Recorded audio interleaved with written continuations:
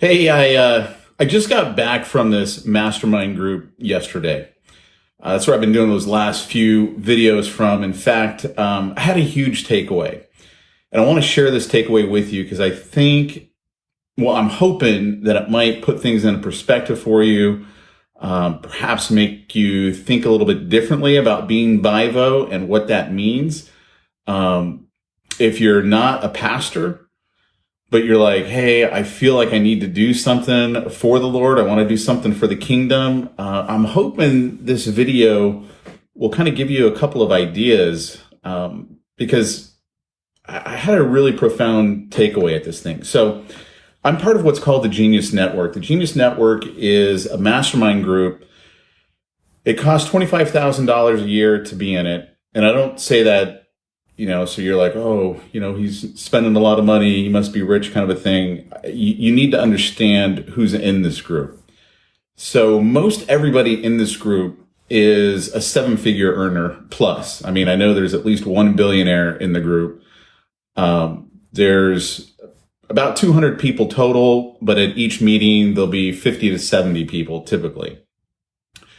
These are industry titans. These are really big people. These are people who you would absolutely know if you are in touch at all with culture. I'm not going to say who's in it because especially what I'm going to share. What's interesting though is what keeps coming up in this group. So this group, you join it because you think you're going to get business insight. You think you're going to get great strategies that you can use in your business. And you do. There's no doubt you do. I mean, I definitely have. But there's a deeper reason why people join this group. And it's because entrepreneurs, much like pastors, are not understood by their family and friends. Most people don't understand the entrepreneurial world. They don't understand what we go through. They don't understand how we think. We're totally different than everyone they know. I mean, in my family, I was always, told, hey, get a good, safe job, preferably something with a pension. I don't want to go into it, but I mean, that was definitely what was passed down to me. And so it's not very often that, you're around other people who totally get you. And so people come to this and they stay in this group for years. I mean, there was one gal in there who's been in there 10 years. So, I mean, that's $250,000 she's paid to be in this group. And it's because she's understood there. The thing that kept coming up over and over again, and I want you to really understand this because most pastors don't understand business owners. But what drives most of these guys, most people in business, and certainly the more successful someone is, this is 99.9% of the time the case, they are driven by wounds. The term that it kept coming up over and over again over the 2 days was the trauma in their lives. I mean, so many of these business leaders were molested as kids, raped as adults, abandoned by family, cheated on by spouses. Just the worst of the worst. And so where a lot of business owners and entrepreneurs, where they kind of focus their energy is into their business because they're like, they're so overwhelmed. And it's like, this is how I can, compensate for what's going on in my life.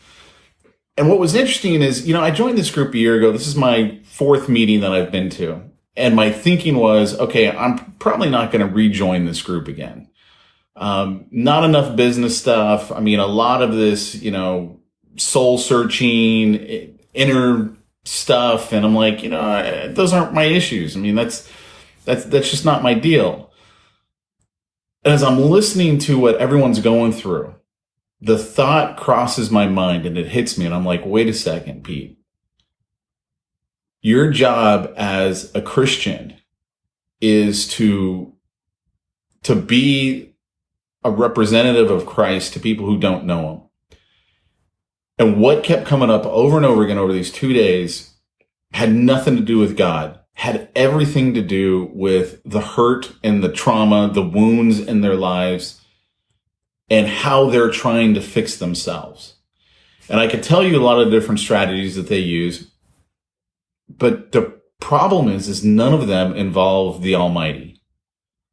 And I'm looking at that, and my big takeaway was, okay, perhaps I need to consider staying in this group because I might be the only Christian light that they ever come across who's, essentially one of them. I'm one of them. I just think different than you. I serve not myself. I don't even serve my family. I serve my God.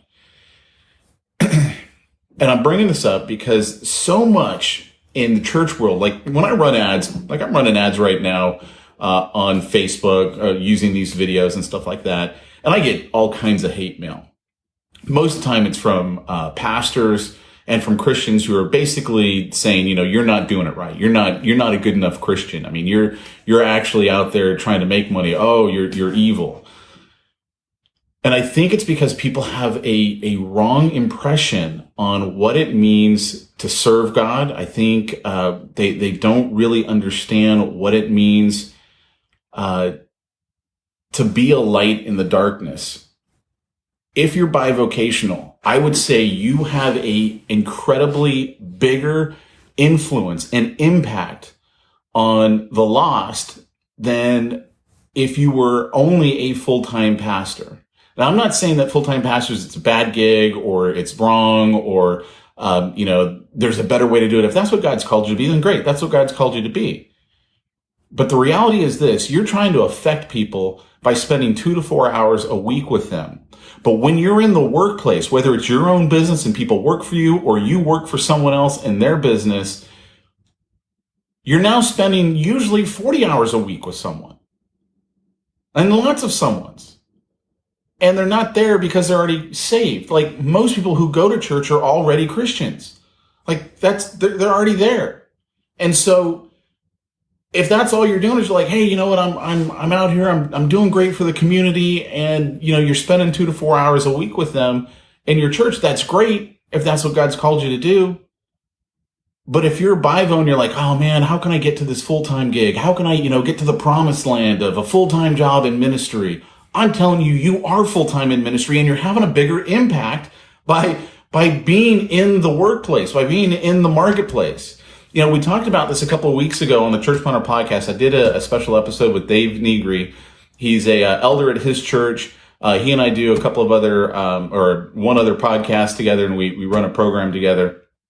And he was sharing how there's this one church in, I think it's like Fort Lauderdale, where the senior pastor told all of the staff, you have to have a part-time job or have a business in addition to working here. And I'll pay you full time, but you have to do that because you have to be out there in the community. You will have a bigger impact in your community, in the business marketplace.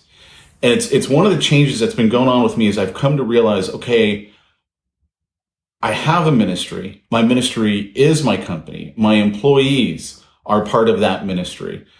I'll give you an example. One of my employees said to me the other day, he goes, hey, Pete, you know how when I first started working here, a couple of months ago, we would take a few minutes every morning and we'd do like a little Bible study. He goes, I think we should do that again. And it hit me like a ton of bricks. I'm like, man, I actually am a pastor. So if you listen to the Church Planter podcast, I'm actually not the pastor, right? Peyton's the pastor.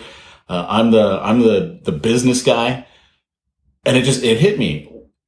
I actually am a pastor.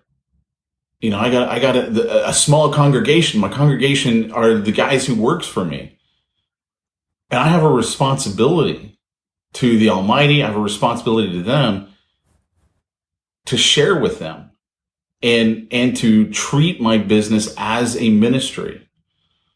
And so I just want to encourage you, if you're bivocational, to think about it like that and to realize that you actually have a bigger influence with the unsaved being in the workforce than you do if you're just a full-time pastor. And I'm not trying to knock full-time ministry again. I hope I've been clear on that. If that's what God's called you to, that's great. But don't think that you're somehow less than by being BIVO, because you're not. You're not less than at all.